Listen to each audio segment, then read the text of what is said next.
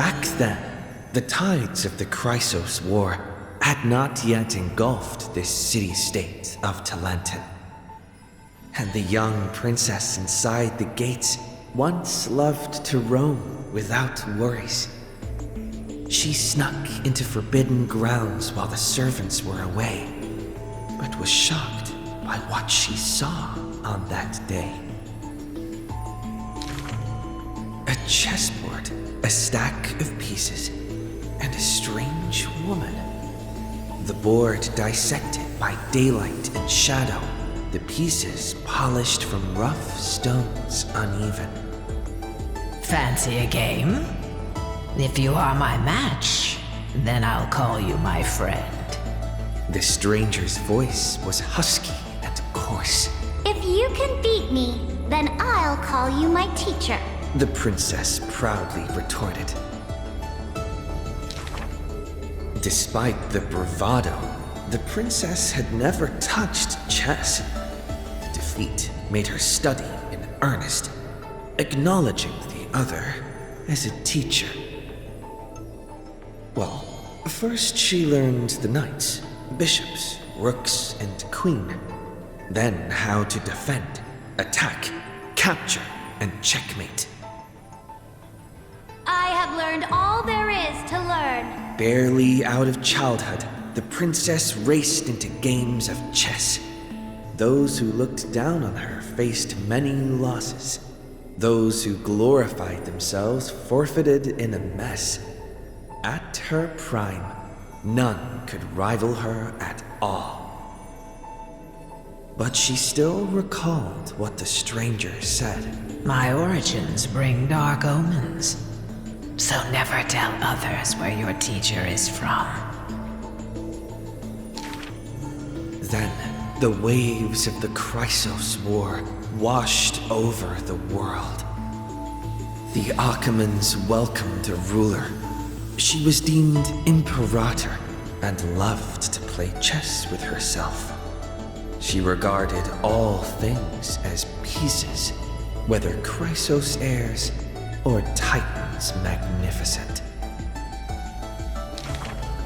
Before every god-slaying campaign, she thought of the stranger from her childhood, as if that woman had always lived in her mind. Isn't it lonely to play chess against yourself? The princess did not understand at the time.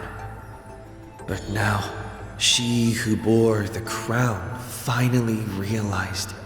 The flame chase's beginning was like fuel being tossed onto the fire, and in the unending road of marching banners and war cries, she finally had the time to meditate.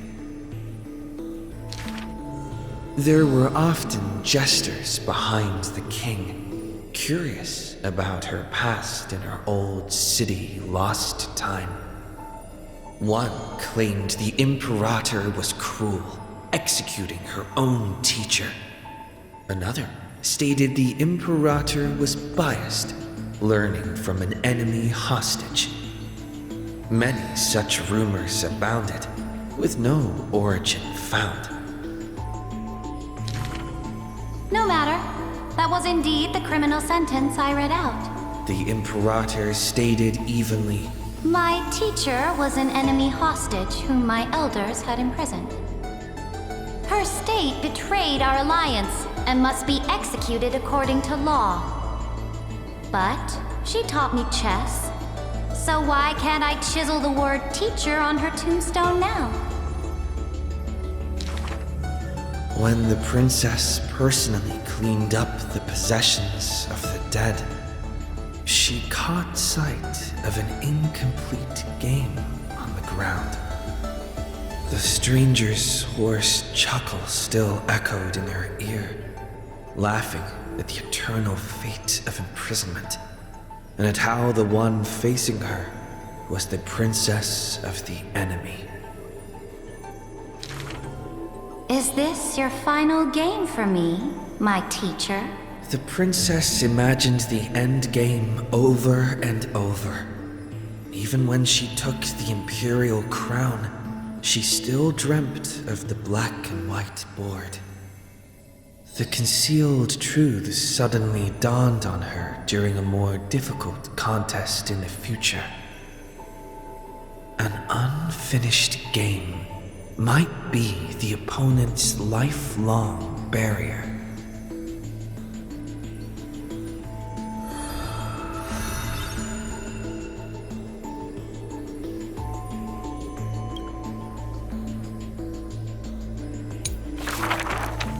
The Imperator's army stormed into the northern states for the first time, passing through city gates scorched by war.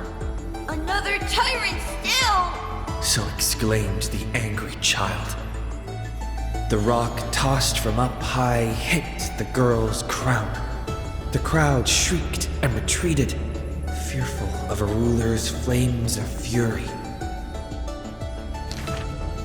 The girl reached out, not to straighten the crown on her head, but to help up the child shivering in dread.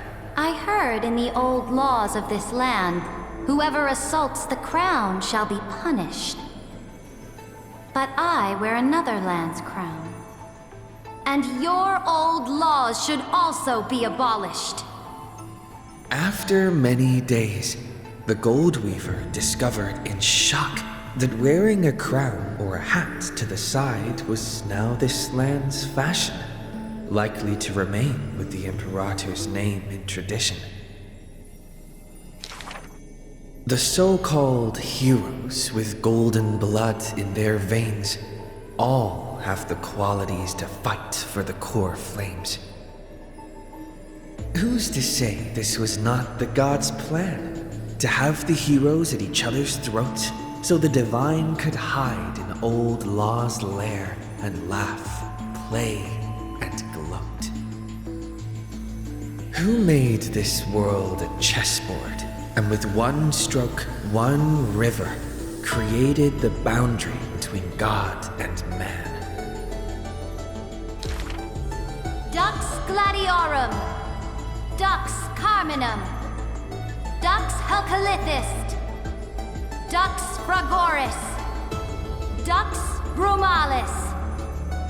Heed my call! The girl stood before a mighty army with her scepter.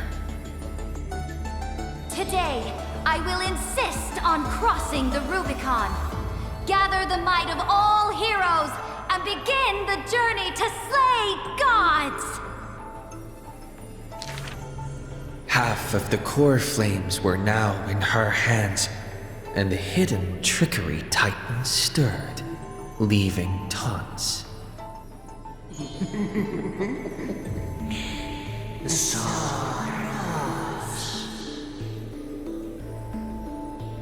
The Imperator summoned the heroes to discuss, finally stopping after much hesitation.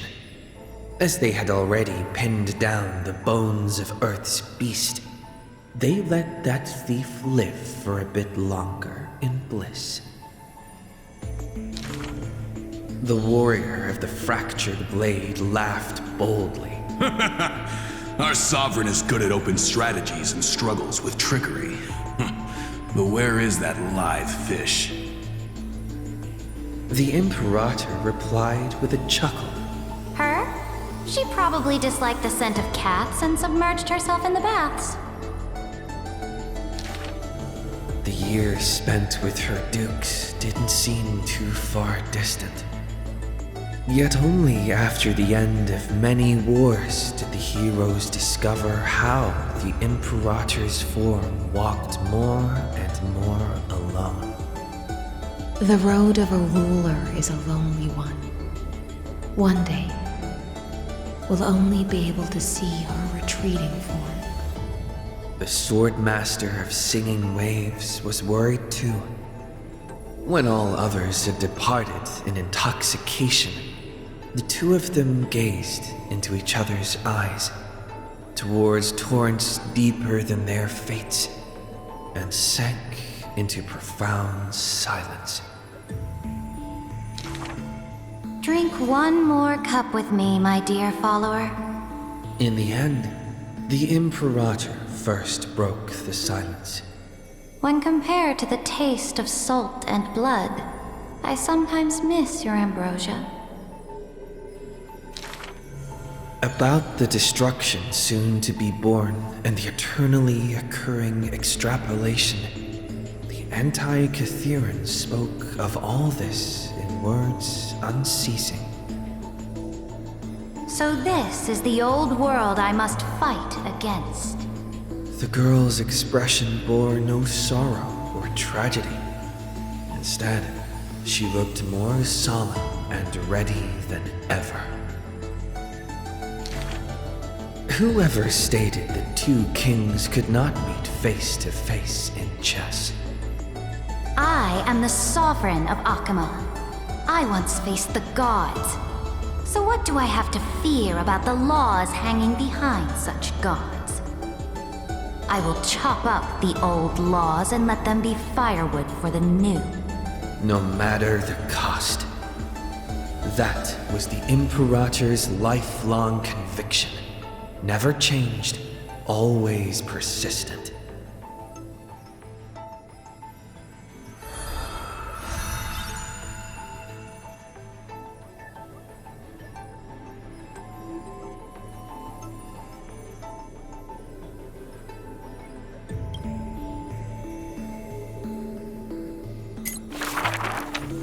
I dreamed that the Imperator's statue stood before the world-wearing altar, her gaze level with that of the gods.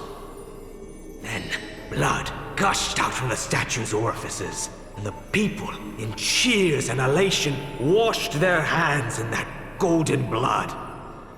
The tyrant's life will end with violent death. None will weep, and all will cheer as her statue topples. She will die before the dawn comes. A vengeful aristocrat, one whose title was stripped by the Imperator, thus spoke. We cannot agree with your excessive deeds. You have imprisoned Trebios' split selves, demanding that divine authority regress into the ruler's mouthpiece. We will reveal your future with the prophecy. And tell in truth, your crusade will indeed be a smooth path. Yet in the same breath, we see omens of your death, a demise in an absolute pure darkness. Even so, please excuse us, as our eyes continue to be drawn to your crown's flames. Dux Fatorum. We don't exactly hate that name. In the name of Yanissopolis' priestess, holy maiden, and oracle, thus spoke the Imperator's Dux Fatorum. Allow me to remind you, your life is now on a countdown with the fall of law, and you will become law. I must confirm, is our deal still going strong? Is the future I promised you more satisfying than the future in the prophecy? Ah, you are as resolute as always. Good. Oh, as ever, this prison of gods, amphorious and all mundane and average worlds, needs someone like you, a daring ruler. Let us end this despicable extrapolation together. Amphorius is Theoros, the Imperator's co-conspirator, Lycurgus, thus spoke. The Imperator betrayed the Flame Chase Alliance. And I was the sinner who paved the way for her achievements. Like how a deep-sea fish cannot escape the tide's push and pull. I granted her an end fitting for a tyrant. her dying smile, gazed towards my tear-swelled eyes. She commanded me to wash away all sins and filth, and return a blinding dawn to the holy city. She commanded me to set up stones and monuments, in lightless seabeds to commemorate our friends. But who will remember her achievements? I will rest with her in a lonely song. Electra, the last heir of the ocean, who played music on the waves alone, spoke thus. Please record the truth of my life, dear author. No need for words of praise or solemnity. Just as I once instructed Dux Carminum, the histories of rulers are not for recording our merits, but for warning future generations. As for why the Imperator died, and what reproach she would face in life and death, those should be left for the new world to judge. Now I have personally entered my end, a self-flagellation. Let the boiling gold covering the holy city be stamped with my name. For I am certain I have won half a move against the gods. And this unfinished game will be left to the future to reach completion. Saridra, the only Imperator the holy city had ever seen, spoke thus.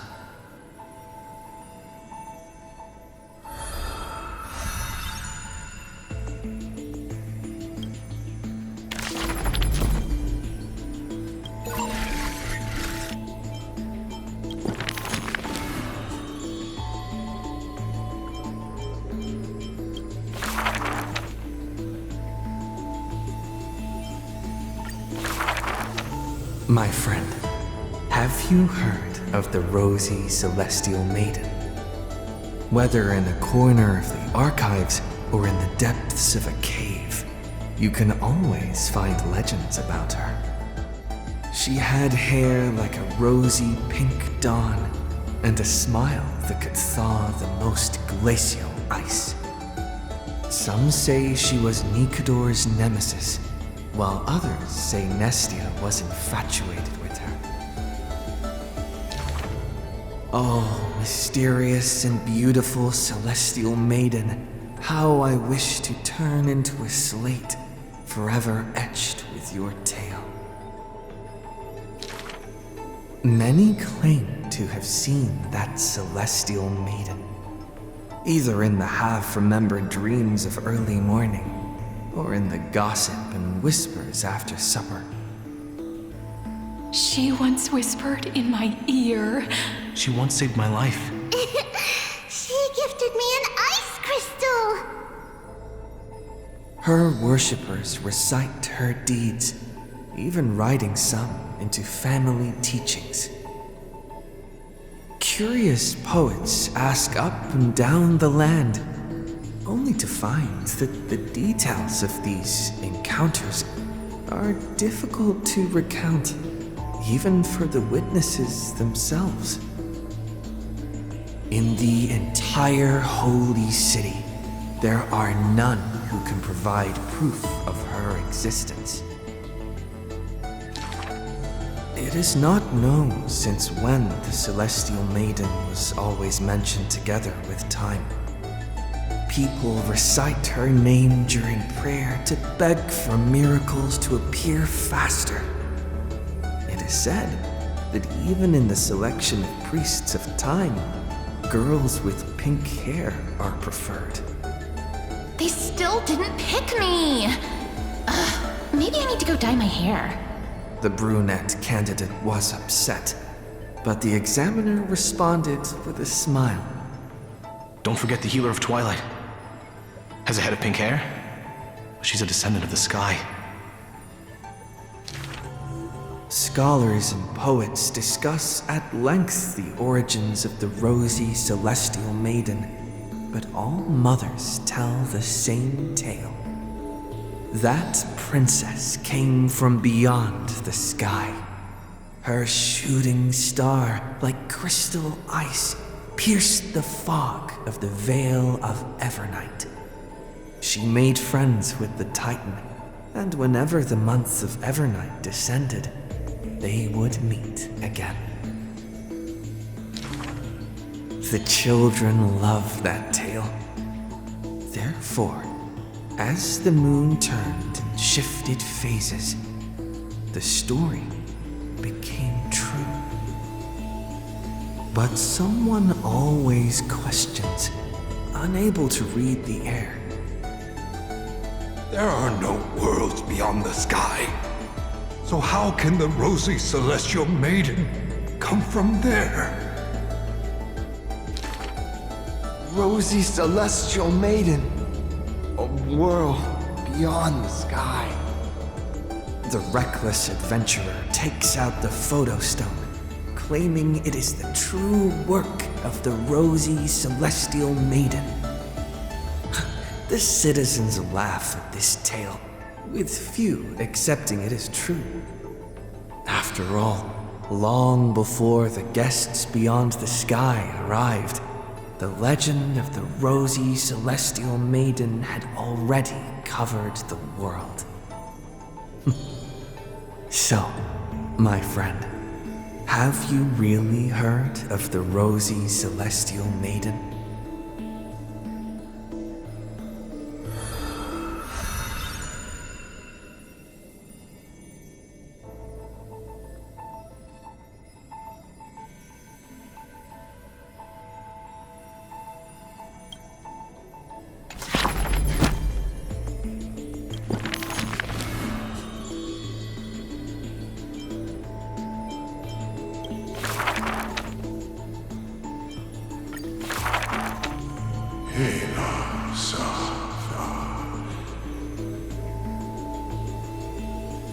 In the years spent wandering the earth, the giant dragon always remembered the Titan's words for their worth.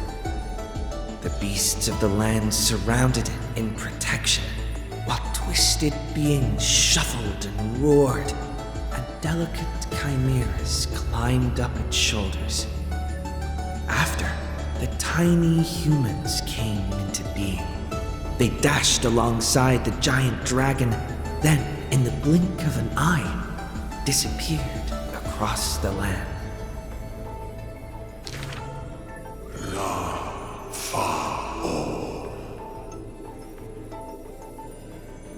Yet the deep irises of the giant dragon saddened in gloom. The ancient creature saw, earlier than the Titan did, hidden in the deep ocean, the incoming doom. The giant dragon recalled, at the moment that strife was born, the chalice of plenty sighed, and the heretical tide spread from the seabed. Bearing their bone-gnawing pain and agony, Giorios tightened every fiber in their body, no longer hearing the call of their creations clearly.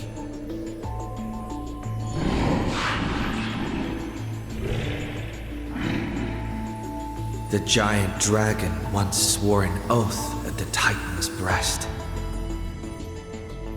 And now, the dragon silently turned and departed, leaving the plateaus and mountains of a secluded world and entering the bustling cities humankind crowded. Thousands of years later, the giant dragon realized those tiny creations of Kefali had rooted their civilization in time. How can there be such a huge Dromus? Dromus? No, that's a walking mountain of gold.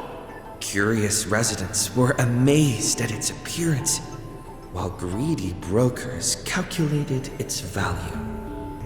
Yet the giant dragon simply walked in leisure, not harming a single building of any stature, nor paying heed to anyone. It quietly listened to the people's language, and its form dissolved in the flames of war.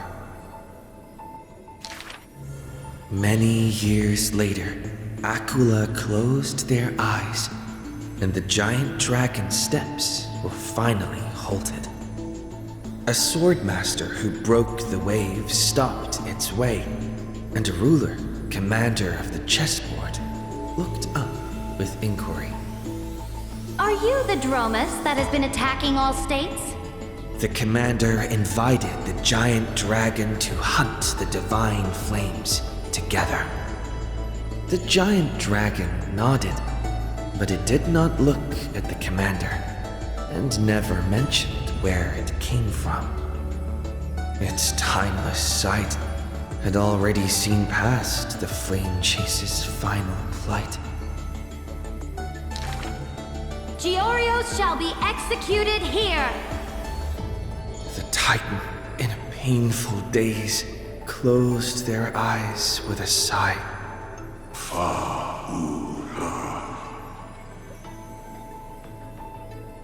Suddenly, the mountains shook and the land cracked. The wounds dealt by the black tide, once mended by the Titan, now tore the land apart again. The calamity of lands asunder. Who should shoulder such a duty? The giant dragon sunk into the earth in answer. For the earth was the breast of Georios, and the dragon's birthplace. And from that day forth, Amphorius had a new legend of how a giant dragon collected the broken lands and once again made the earth whole.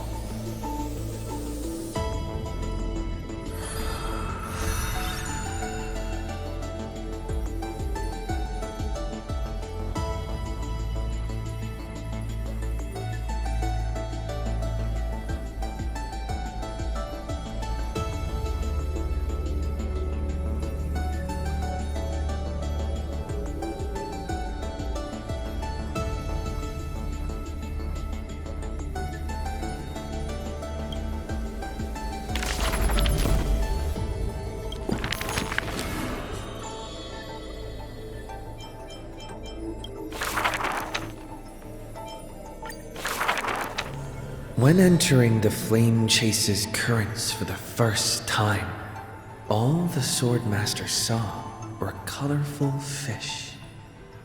She had already experienced the Imperator's dangerous games. She had long grown used to the giant beast's silent face. Carminum's charms and Helcalithist's gentleness warmed her like a spring breeze. But as Fragoris missed his throne and Bramalis debated with joy, she was sometimes at a loss.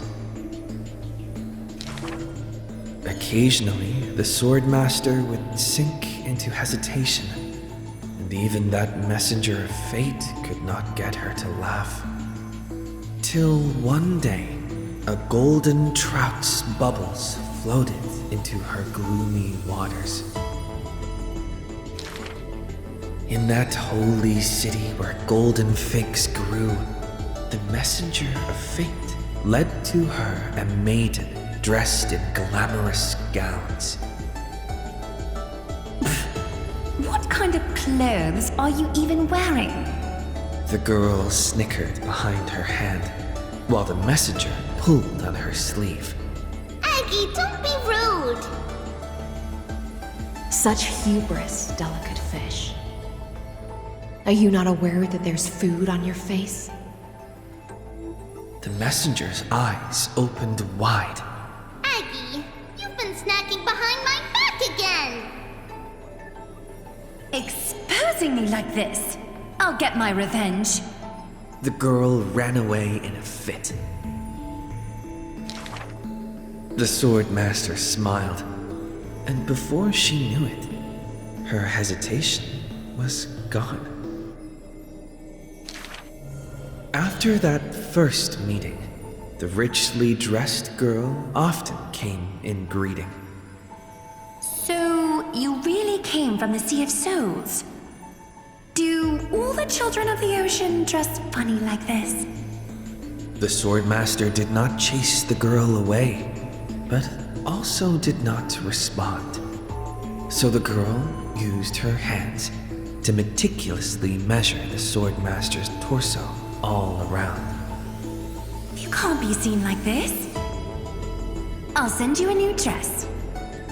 Some days later, the Swordmaster appeared in finery at a ball. All were awed by her splendor, with only the Imperator thinking in wonder. How rare to see you like this. Oh, so lonely, Gladius. The Swordmaster's wardrobe grew full, and people praised Akima's Gold Weaver for her cheerfulness and splendid skill.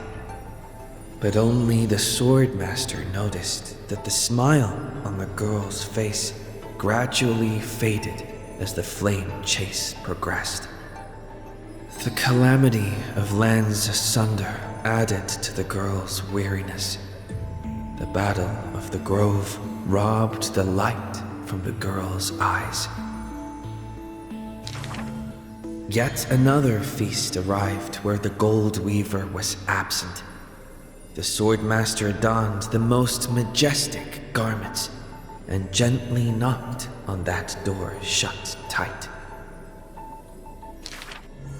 The singing voice of Dux Gladiorum hailed the prelude of the feast. Guests clamored and cups clinked, and only the Gold Weaver had no thought of enjoying the ambrosia. Who would have thought?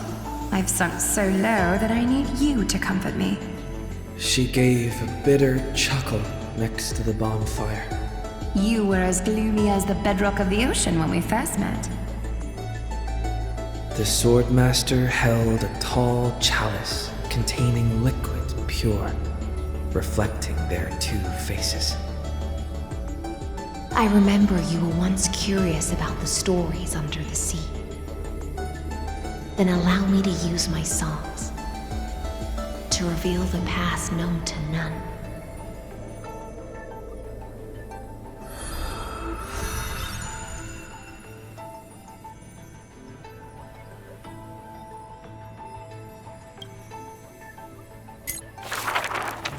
In the depths of the Sea of Souls was a kingdom of dancing ghosts. Its residents all had melodious voices, and music enveloped every ocean current. For the queen loved her people deeply, thus drowning out all sorrows and leaving only feasts and twirls. Only one rocky castle was silent, one belonging to the Princess of the Ocean, a princess named Electra. Were a monster of the depths to invade, the princess would raise her sword to engage. The people always rang her triumphs before she returned, for her swordsmanship was superb, never suffering defeat. Princess! Come enjoy the feast with us. The triumphant people raised their glasses, yet she declined with a smile and a wave. The children of the sea thought she was shy, but little did they know that in the dead of night, her castle too echoed with music. Though that music was loud, twisted, and invoked spite. Before a song even finished, the princess was already biting her lips, and the sea foam brushed away her tears. All of your people sing and dance with skill. So why do I alone lack a good singing voice? The princess wept, her face on the queen's knees. The ocean's favorite child can control the waves and is invincible in battle. In exchange, Talantin took away your singing voice. The queen consoled the princess, caressing the other's hair bun. Finally, she relented and took a chalice. If you're truly troubled, then imbibe the honey brew in this blessed chalice and throw yourself into the feast at ease. The liquid in the cup sat still, reflecting her loneliness. Princess, come sing with us! The people outside her window invited her warmly still.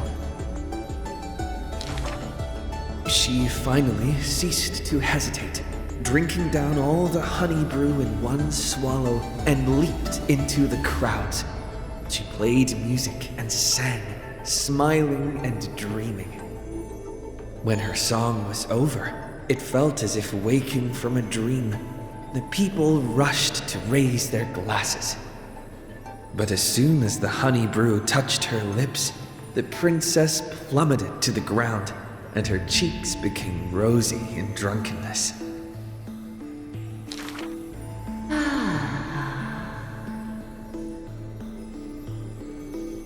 The whispers of the ocean filled her ears as the princess fell drunk again and again at the prelude of a feast. Seems like you still have not been able to get rid of that curse. The gold weaver softly took the cup away from her hand. If you want to enjoy yourself to the fullest, then leave this honey brew till the very end. She smiled, then tilted the cup towards the gold weaver's lips. Even if one is burdened with imperfections, I beg you to remember not to refuse that sip filled with fantasy and dreams.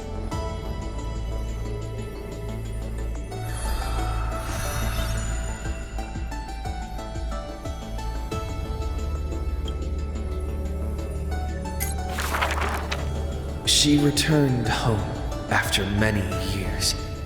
The princess of the ocean stood alone with her sword drawn, stepping over the blooming blood of her peers. Before her, the creator of the sea sirens and the mother goddess of feasts was already sinking into the drunkenness of imminent death.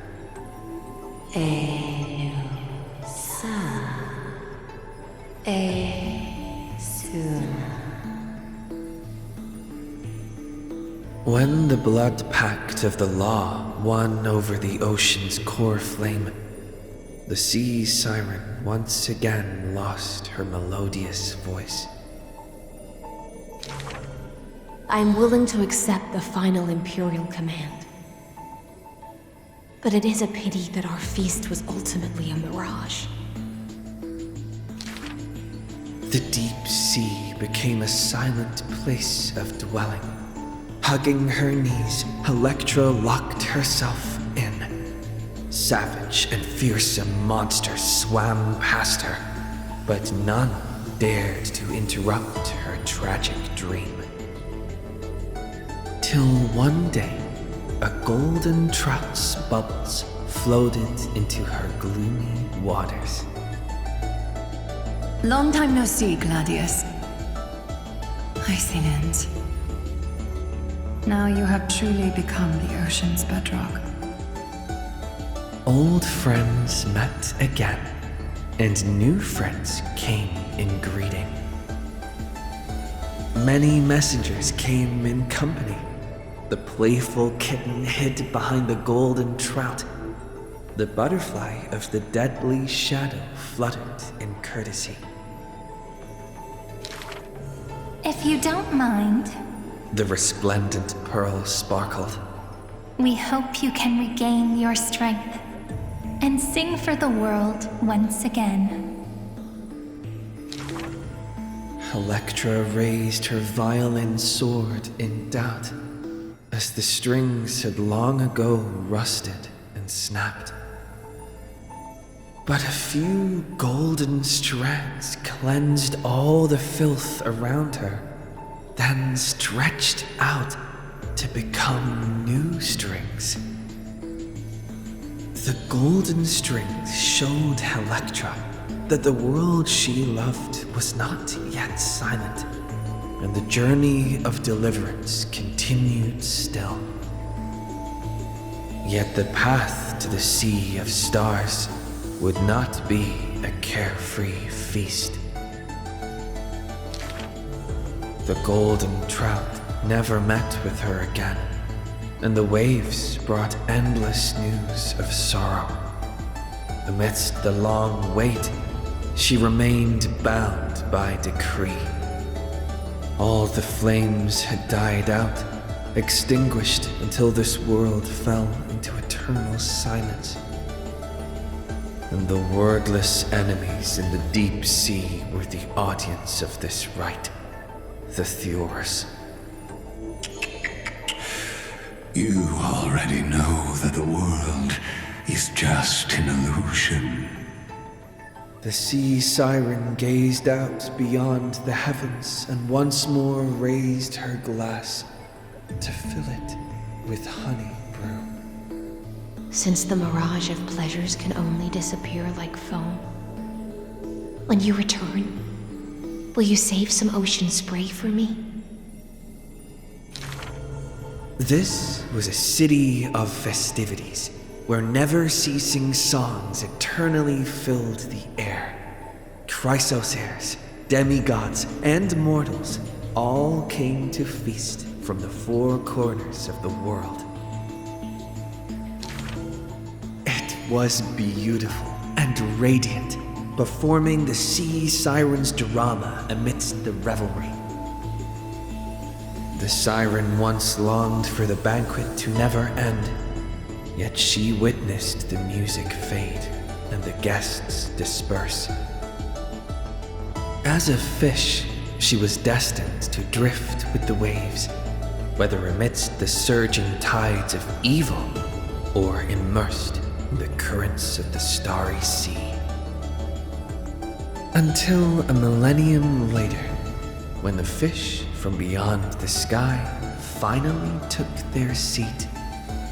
I enjoy banquets. How about you, little Grey Fry?